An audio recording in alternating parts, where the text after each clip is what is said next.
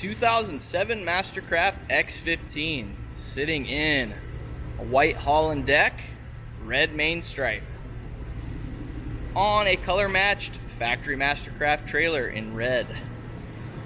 This was a trade-in. Went through a little bit of a rehab here at our shop upon taking it in. We stripped off all the very, very dated graphics on this boat. Did an entire wet sand and polish on the boat to bring that beautiful red back to life. A boat of this age in red, if you're familiar with boats, likes to turn a little hue of pink, and that was certainly the case with this boat. So we got everything nice and evened out and looking really, really good. Same thing with our fiberglass fenders on the trailer. So everything's kind of that uniform gloss red, and it looks awesome.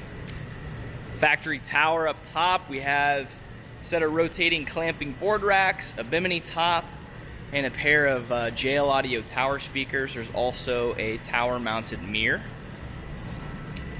We replaced those old graphics with nice MasterCraft Chromax, as you can see, and chrome finish. Beautiful looking trailer. The X15 is a 21.5 foot boat, and this one's basically all stock. We'll go through the interior so you can see what all the features and stuff are. But it does have the almighty Vortex 6000 engine, so the 6-liter over the base 5.7, which would have been normally equipped on this boat. Underneath, we are going to see a couple small chips in the chines here. Those are due to the design of this trailer, allowing the boat to kind of get these chines hung up on the bunks. So you're going to see a couple of those on the bottom, but nothing crazy that's going to cause any further damage or issues in the future. We have recarpeted the trailer bunks and modified them in hopes of that not happening any longer.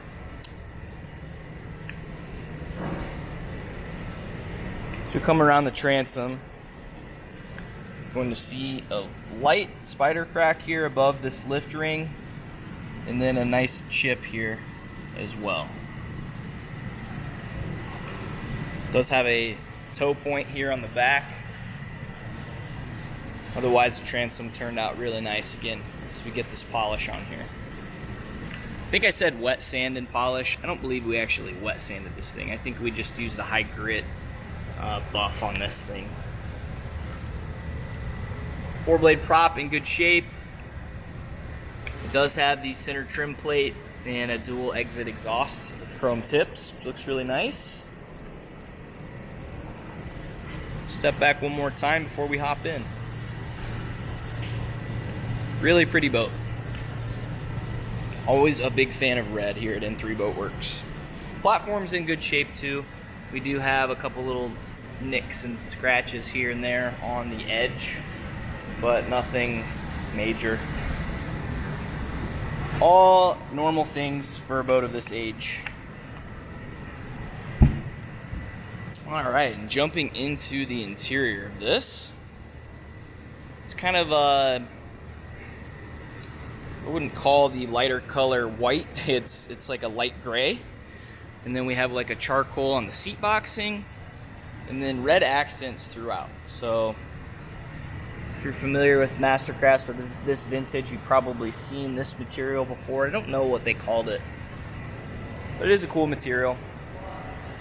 Sun pad's in good shape. The majority of this interior is original, and it does have some discoloration and some fading on it due to the age. But it is in excellent condition. We went ahead, and this is going to stand out quite a bit, hopefully on video. These three rear corner seat bases and the center one here have been replaced. So we just had those reskinned the most high traffic areas in the boat. MasterCraft does a lot of this vertical stitching.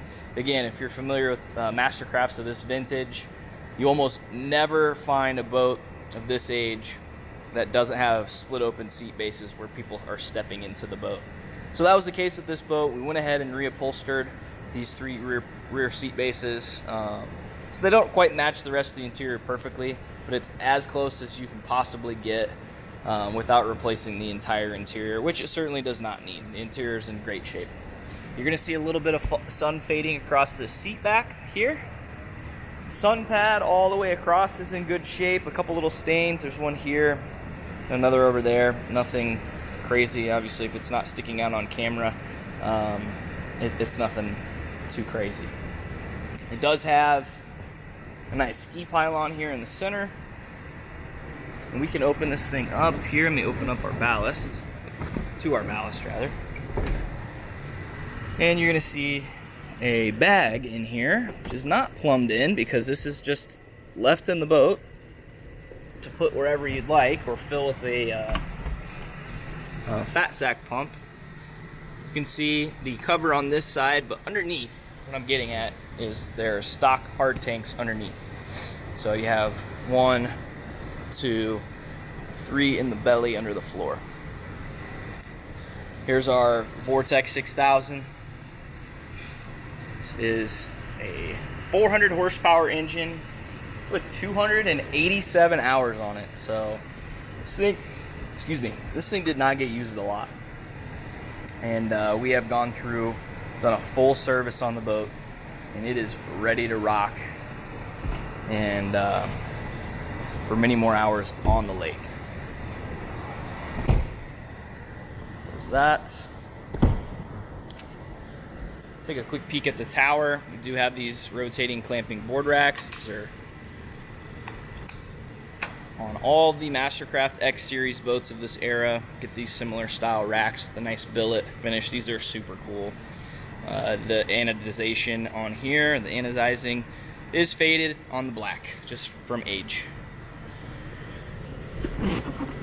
All the seat bases are loose, but you do have quite a bit of storage down in here.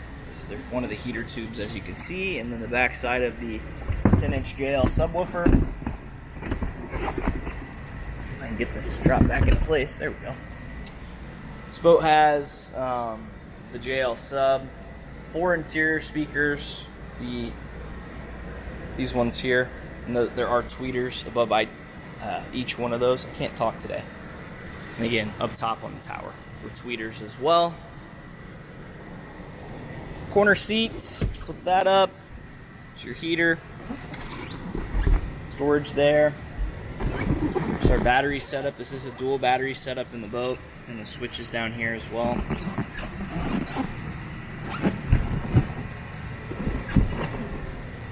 Aren't we spoiled today that all the seat bases on our nice new boats are attached? Storage underneath. Carpeted. We have a heater outlet here, as well as down at the driver's feet.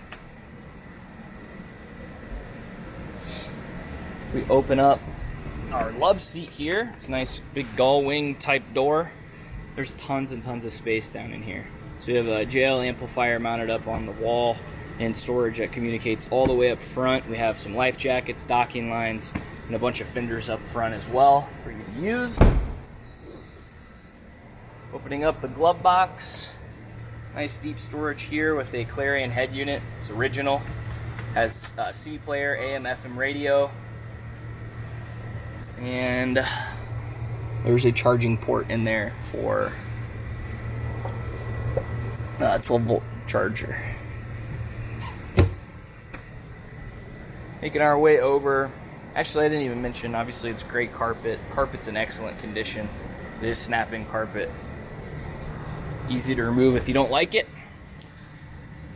Instrumentation across the dash here. We have our tack on the left, and hopefully you can read 287 hours on the clock. Does have perfect pass system.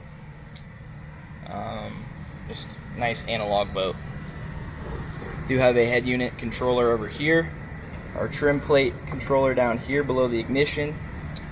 And then down below, We have our ballast, fills, and drain for KGB. Up front, nice traditional bow, cup holders down low. This boat does have the air dam, the billet air dam, which I think came standard on these, honestly. And then nice wraparound seating. Storage underneath. Vinyl's in good shape again. It's aged. The whole entire boat is creeping up on 20 years old. The vinyl is not perfect, but it is not damaged. It just has some slight discoloration from being in the sun.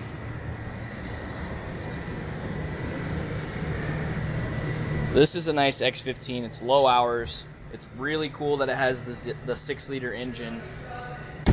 And this would be a nice boat to do a little bit of everything with. Wakeboarding, surfing. It does have that stock ballast system that's not going to be perfect for surfing, but this would be a nice low hour canvas for future upgrades if you wanted to do that.